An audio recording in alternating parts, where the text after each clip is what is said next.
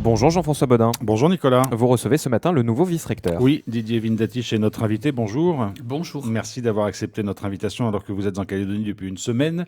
Nommé par décret du président de la République le 24 mai et confirmé hier directeur général des enseignements de Nouvelle-Calédonie. Dans quel état d'esprit êtes-vous? Comment se passe cette première semaine déjà d'arrivée sur le territoire? Bien écoutez, d'abord, je vous remercie de m'inviter ce matin à votre radio. Je salue l'ensemble de vos auditeurs. Eh bien écoutez, je suis donc très heureux d'arriver sur ce territoire dans lequel j'ai reçu un accueil tout à fait satisfaisant. Et je me prépare à rencontrer tous mes interlocuteurs dans les jours qui viennent, puisque j'attendais, comme vous l'avez dit, d'une part ma nomination en tant que vice-recteur et d'autre part en tant que directeur général des enseignements. Alors un mot peut-être pour faire un peu plus connaissance avec vous. Quel est votre parcours? Vous avez fait toute votre carrière dans l'enseignement, d'abord comme professeur, et vous avez monté tous les échelons pour devenir inspecteur général. Alors c'est vrai que comme beaucoup des cadres de l'éducation nationale, nous avons tous d'abord un passé d'enseignant. Alors dans mon cas présent, je dirais que mon parcours se caractérise par de moitié d'égale importance, une partie d'enseignement. Alors en effet, j'ai commencé dans l'enseignement du premier degré. Bon, j'ai poursuivi mes études, je suis ensuite devenu professeur en lycée, en classe préparatoire. Votre spécialité, c'est les sciences économiques et sociales. Voilà, c'est la discipline des sciences économiques et sociales, donc je suis agrégé de sciences économiques et sociales à la base. Et ensuite, j'ai un parcours d'administrateur. J'ai donc d'abord été inspecteur pédagogique, je me suis occupé précisément de cette discipline dans des académies diverses de l'Hexagone. Ensuite, inspecteur d'académie. Et après un passage au cabinet, je suis donc devenu inspecteur général. Donc j'étais implanté à Paris ces dernières années. Et j'étais spécialement en charge ces dernières années de l'écriture des protocoles d'évaluation des établissements scolaires, puisqu'on ne disposait pas dans notre système de cadre méthodologique d'évaluation des établissements. On va y revenir parce que vous prévoyez de faire des évaluations, en tout cas des tests d'évaluation dans certains établissements calédoniens. Mais avant cela, qu'est-ce qui vous a poussé à postuler pour ce poste de vice-recteur et de directeur général des enseignements en Nouvelle-Calédonie? Parce que dans une carrière, voilà, c'est un poste un peu à part quand même. Alors oui, il se trouve que dans mon parcours, je n'avais pas d'expérience, je dirais, prolongée dans un territoire éducatif éloigné de l'Hexagone.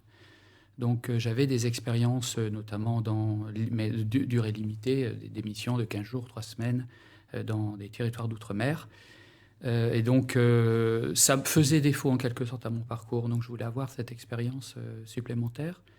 Donc je me suis porté candidat et mon profil a été retenu. L'éducation est chez vous une passion, on peut dire ça comme ça, parce qu'au-delà de vos activités, vous avez aussi écrit un certain nombre d'ouvrages consacrés à l'éducation ou coécrits avec d'autres. C'est vraiment quelque chose que vous portez en vous? Alors il est vrai que j'ai consacré toutes mes années professionnelles à enseigner, dès la sortie du baccalauréat, puisque j'étais instituteur tout de suite. Donc c'est vrai que j'ai consacré du temps. Alors vous parlez de ces ouvrages, effectivement, j'ai aussi écrit des ouvrages, mais donc qui sont destinés ce sont des ouvrages de vulgarisation qui permettent à tout le monde d'avoir quelques rudiments sur un système éducatif qui peut parfois être perçu comme complexe. Et donc je cherchais à le simplifier en quelque sorte. Il est perçu comme complexe ou il est complexe? Je pense qu'il présente des éléments de complexité, comme je disais souvent, le fait que le territoire soit petit, en l'occurrence ici, est aussi relativement complexe, mais aussi souvent c'est de la méconnaissance. Donc une grande partie des problèmes, on peut les régler en présentant les éléments de connaissance qui font défaut aux personnes, et puis de voir ensuite les raisons pour lesquelles certains arbitrages sont rendus plutôt que d'autres. Alors Didier Vindatich, quelles vont être vos priorités pour ces premiers jours de fonction? Vous allez aller à la rencontre de la communauté éducative, vous allez prendre le temps de bien comprendre aussi comment elle est organisée sur le territoire? Voilà, exactement. Ça, c'est vraiment ma priorité, c'est de rencontrer évidemment mes principaux interlocuteurs. Donc, comme vous le savez, j'ai vu les membres du gouvernement hier matin, j'ai vu le haut-commissaire hier après-midi. Je voudrais voir naturellement tous les grands responsables, en particulier les élus qui, évidemment, sont engagés dans le périmètre de l'éducation, les établissements. Je veux absolument aller sur le terrain, voir les établissements, mes équipes, mes chefs d'établissement. Et j'ai fait le tour également hier des services, je crois que... Et donc j'ai pu prendre connaissance de l'engagement des personnels qui travaillent là pour le compte du vice-rectorat. Alors même si vous n'avez pas croisé physiquement votre prédécesseur Éric Roser, vous avez pu travailler et échanger un petit peu avec lui. Est-ce que vous avez déjà des lignes forces ou en tout cas des chantiers sur lesquels vous comptez vous concentrer au début de votre mandat ? Oui, alors j'ai eu 2 échanges avec Éric Roser, notamment un lorsqu'il est rentré à Paris, avant que moi-même je n'arrive. Bon, les grandes lignes de force, d'abord, on a tous en tête le référentiel sur l'avenir de l'école calédonienne, qui est un document dont je suppose qu'il est connu du plus grand nombre et qui est un document très intéressant qui cadre bien l'action éducative en territoire calédonien et qui est un élément d'inspiration évidemment et de cadrage de notre politique. Bon, les principaux axes, c'est naturellement de poursuivre le développement du système éducatif en garantissant la réussite scolaire de tous les élèves, quelle que soit la voie qu'ils souhaitent emprunter, que ce soit les études d'enseignement général après le bac ou que ce soit la voie professionnelle à laquelle on va également porter attention. Lutter contre les inégalités, et donc les inégalités sociales, scolaires, mais aussi surtout les inégalités territoriales, puisque ça c'est devenu quelque chose de très prégnant aujourd'hui. Les parcours scolaires sont très impactés par des contraintes d'ordre géographique.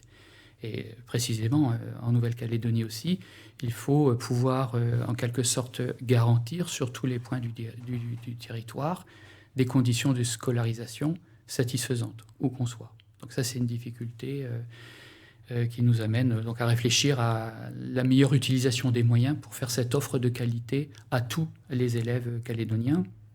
Et un troisième axe auquel moi je suis attaché, quand j'ai dit qu'il y avait probablement plusieurs candidats sur le poste et qu'on choisissait certes des personnes qui avaient des connaissances techniques, mais aussi des personnes qui avaient une personnalité, on va dire, particulière.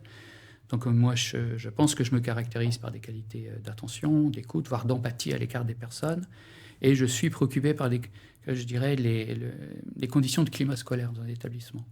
Donc pour réussir les apprentissages, il faut mettre les élèves dans les conditions propices aux apprentissages. Il faut aussi peut-être renforcer les passerelles, parce qu'on sait que c'est difficile avec les parents d'élèves, parce qu'on sait qu'ils jouent un rôle important dans le système éducatif pour l'accompagnement de leurs enfants et les mettre aussi dans les bonnes conditions. Est-ce qu'on sait que les parents ont parfois du mal à s'intéresser aux établissements scolaires, à la vie de leur enfant dans l'établissement scolaire?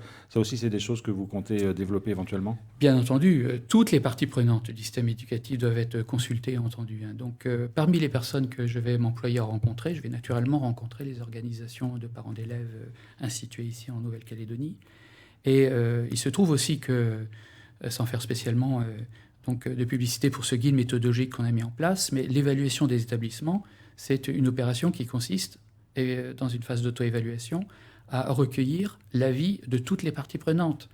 Et donc, pour qu'un établissement fonctionne bien, il faut évidemment se préoccuper de l'avis des parents, de la même façon qu'il faut se préoccuper de recueillir le sentiment des élèves sur la façon dont ils vivent leur scolarité. Alors cette évaluation ou auto-évaluation, elle se met en place aussi en métropole. C'est le début finalement de cette opération. Comment vous allez la traduire en Nouvelle-Calédonie? Est-ce qu'il va y avoir des établissements pilotes? Est-ce que tout le monde va participer à cette évaluation dès le début? Comment vous voyez les choses?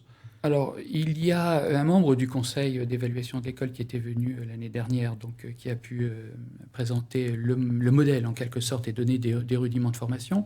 Bon, là, c'est un dossier dans lequel je vais donc rentrer.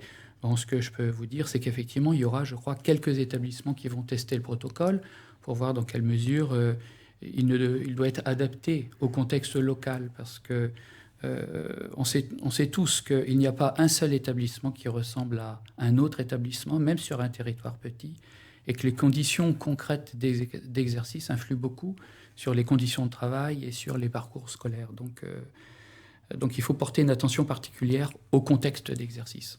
Monsieur Vindatich, le gouvernement et la communauté éducative ont lancé un chantier sur la maîtrise des maths et du français dans le secondaire. Ça aussi, c'est quelque chose que vous allez poursuivre. C'est finalement un pivot très important dans la réussite scolaire d'un élève. Oui, tout à fait. Il faut absolument consolider, on dit, les fondamentaux. Donc les fondamentaux sur les apprentissages fondamentaux, et notamment les capacités, les compétences, donc dans la maîtrise du français et en mathématiques. Et il est vrai que les évaluations nationales que l'on fait passer aussi aux élèves de Nouvelle-Calédonie et qui nous servent d'éléments de référence et d'appréciation de leur profil des élèves montrent qu'il faut effectivement mettre l'accent sur la maîtrise du français et la maîtrise des mathématiques à tous les échelons, je dirais, du système éducatif. Donc ça restera une attention très soutenue de notre part. Ça sont des dossiers au long cours, comme le dossier de l'évaluation. Et puis il y a ce qui fait partie de la vie quotidienne d'un vice-recteur, c'est la préparation des rentrées scolaires. Vous avez déjà commencé à regarder la rentrée 2024. Est-ce que votre prédécesseur avait lancé les choses? Et comment vous voyez cette rentrée 2024 qui sera votre premier temps fort finalement après les examens de fin d'année? Absolument. Alors, vous savez, une rentrée, ça se prépare quasiment un an avant.